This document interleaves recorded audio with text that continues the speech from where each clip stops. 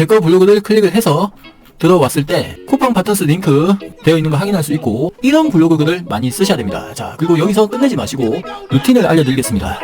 이번에는 유튜브 대본 생성기에 붙여놨습니다.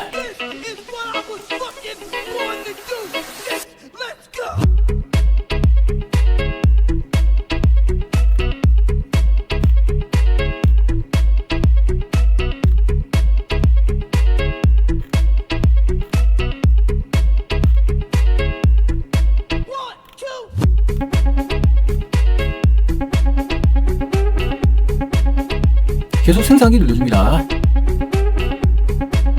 쇼츠 대본도 나오는데, 쇼츠에서 구독자를 모으는 거와 긴 영상에서 구독자 모으는 게 다르고, 아까 같은 링크를 달기 위해서는 긴 영상을 만들어야 달 수 있습니다. 긴 영상을 만들어 보겠습니다. 이 대본을 여러분이 읽으면 가장 좋은데요, 읽는 것조차 귀찮다 하면 돈을 쓰면 되죠. 자, 만약에 여러분이 읽겠다 하면 요 대본을 보고, 자, 저 같은 경우에는 생활위기 탈출이라는,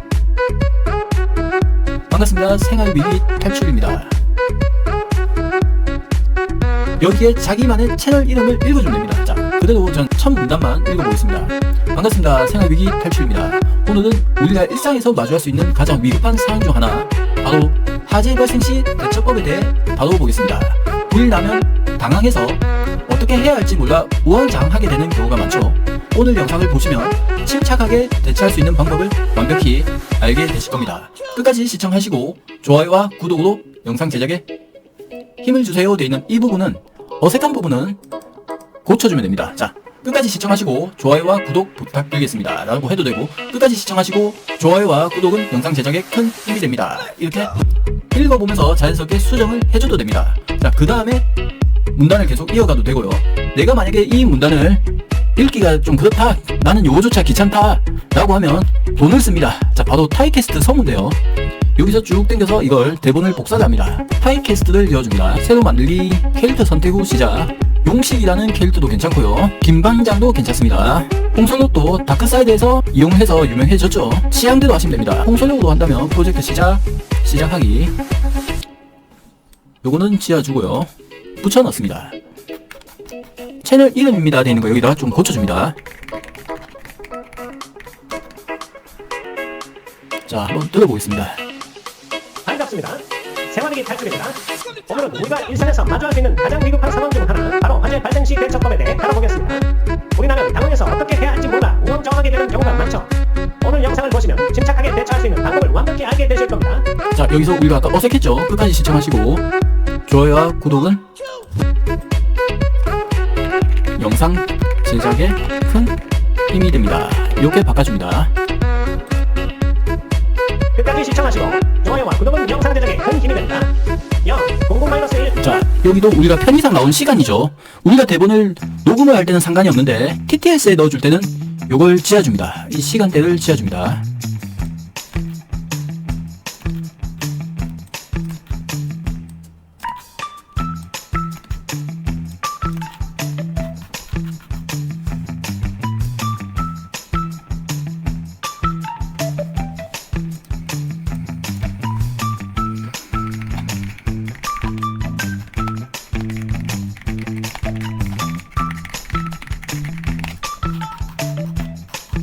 불이 났을 때 가장 중요한 건 신속하고 안전하게 대처하는 것입니다. 만약 화재를 목격하거나 감지했다면 우선 큰 소리로 외쳐 주변 사람들에게 위험을 알리는 것이 필수적입니다. 불이야! 하고 외치는 것만으로도 다른 사람들에게 경각심을 주고 더 빠르게 대피할 수 있도록 돕습니다. 이 과정에서 절대 지체하지 말아야 합니다. 소리치면서도 몸은 이미 출구 쪽으로 움직여야 한다는 사실 잊지 마세요.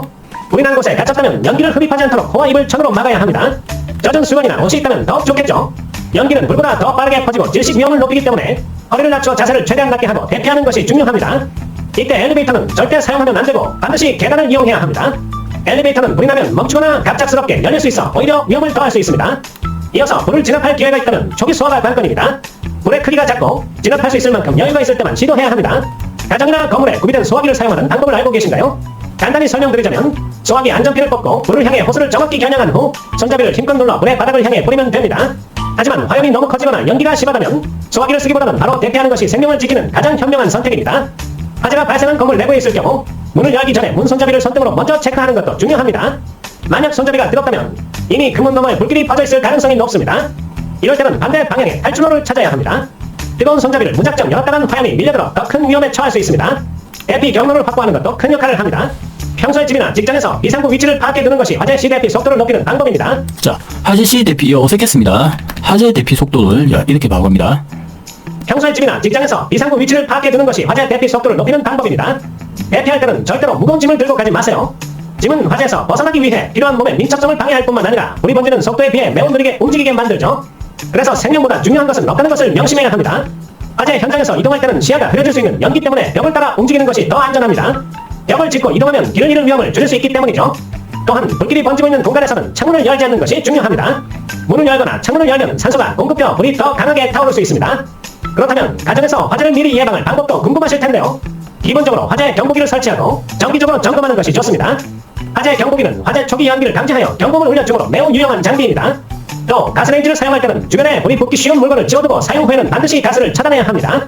전자기기의 과열 또한 화재의 원인이 될 수 있기 때문에 사용하지 않을 때는 전원을 뽑아 놓는 것이 안전하답니다. 아이들이 있는 가정이라면 아이들이 성냥이나 라이터와 같은 위험한 물건을 쉽게 만지지 못하도록 보관하는 것도 필수적입니다. 평소에 가족과 함께 화재 대피 연습을 해두는 것도 좋은 방법이에요.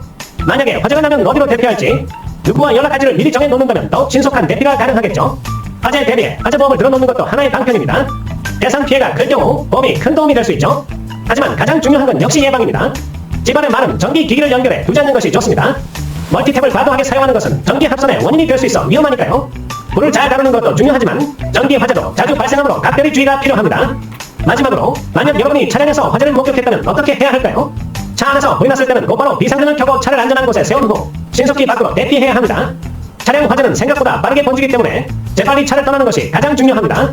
그 후 소화기가 있다면 불을 진압할 수 있겠지만 그렇지 않다면 곧바로 119에 신고하고 안전한 거리로 피신해야 합니다. 자, 119 초보들은 여기서 실수를 합니다. 119라고 안 하죠. 지우고 119라고 이렇게 합니다. 그리고 들어볼게요. 그 후 소화기가 있다면 불을 진압할 수 있겠지만 그렇지 않다면 곧바로 119에 신고하고 안전한 거리로 피신해야 합니다. 화재가 발생했을 때 가장 중요한 것 중 하나는 바로 119. 자, 마찬가지죠. 119입니다. 당황스러워도 침착하게 신고해야 합니다. 여기 주소가 어디죠? 라고 물어보지 않도록 주소나 위치를 빠르고 정확하게 전달하는 것이 필요합니다. 그리고 전화가 끝날 때까지 통화를 유지하는 것이 좋습니다. 또 소방차가 올 때 진입이 원활하도록 주차된 차량을 이동시키거나 소방차 길 터주기 캠페인에도 동참하는 것이 중요합니다. 우리 주변에서는 크고 작은 화재 사고가 끊임없이 일어나고 있습니다. 하지만 이런 사고들은 대부분 사소한 부주의에서 비롯되는 경우가 많기 때문에 우리가 조금만 더 신경을 쓴다면 화재를 예방할 수 있습니다. 가정에서도 직장에서도 스스로를 지키기 위한 대비는 선택이 아닌 필수입니다. 자, 이제 화재 상황에 대한 기본 대처법을 익히셨다면 실생활에 적용해보세요. 평소에 출입문 근처에 신발이나 가방 등을 정리해 두어 대피가 용이하게 해놓고 비상구 앞에 물건을 쌓아 두지 않는 것도 중요한 예방 습관입니다. 불이 나기 전에 준비하면 불이 나도 안전하게 탈출할 수 있다는 점 잊지 마세요. 다양한 화재 사례를 보며 다시 한번 느끼는 건 우리는 항상 불의에 대비하고 있어야 한다는 것입니다. 초등학생들도 간단히 따라 할 수 있는 대피법을 가족끼리 서로 연습해보는 건 어떨까요?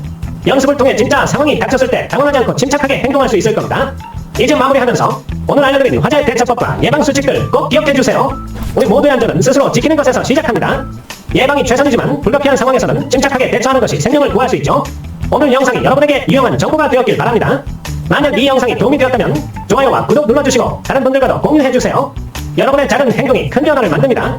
다음 영상에서 더 좋은 정보를 가지고 오겠습니다. 감사합니다. 자, 이렇게 어색하지 않는 대본을 만들어줍니다. 6분 48초인데요. 만약에 여러분이 대본이 아쉽다 라고 하면 유튜브 대본 생성기에 8분으로 설정이 되어 있는 거 10분 대본으로 만들어줘. 이런 식으로 커스텀을 해도 됩니다. 이렇게 하면 10분 대본이 나오고요. 쇼츠 대본이 좀 아쉽고 짧다 그러면 3분 쇼츠 대본 만들어줘. 기본기가 잘 되어 있기 때문에 여러분은 조금만 커스텀을 하면 간단하게 양질의 대본을 얻을 수 있습니다.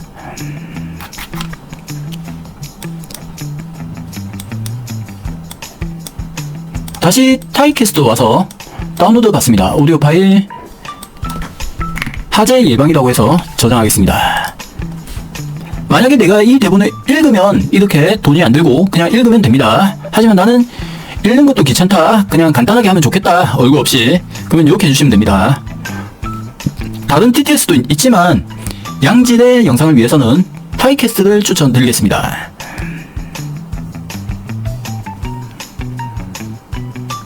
자, 다운로드 받아졌으면 닫기 꺼줍니다. 그리고 다 끌게요. 캐컷을 실행합니다.